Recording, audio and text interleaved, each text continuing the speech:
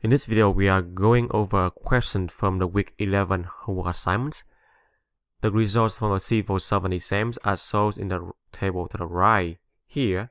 Now, the question is asking to test the claim that is there sufficient evidence to support that the results from the test are discriminatory. And they are asking us to use the 0.01 significant level. So we see here for the white candidates, 20 people are passing and only 19 people fail. And for the minority candidates, 11 people passing and 27 people fail. So we are testing the claims about the discriminatory. Okay, so the null hypothesis is when we assume that they have the equal chance. So the white and the minority candidates have the same chance of passing the test. And then the claim we are testing here is that the white and the minority candidates do not have the same chance of passing the test. So this is the claim that the question asks us here. So the first question is we check for the null and the alternative hypothesis. Now to determine the test statistic, in this case, I will show you how to use the start crunch to do the testing. So if you click on this icon here, go open in start crunch, and then you can go to start table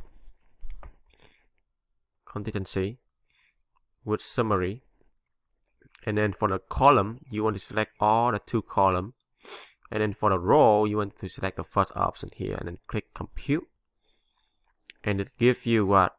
It gives you the value for the chi-square the test statistic. In this case, we want to route to 3 decimal places, so it's 3.992, right? Because after number 1 is 8, 8 is bigger than 5, so route to 3.992. So 3.992, and then check the answer.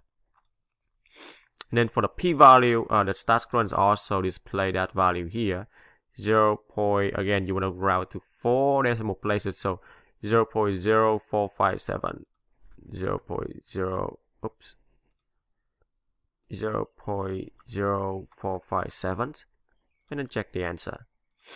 And then we know that your p-value here is 0.04 is bigger than 0.01. It's bigger than the significant level. So what's the conclusion?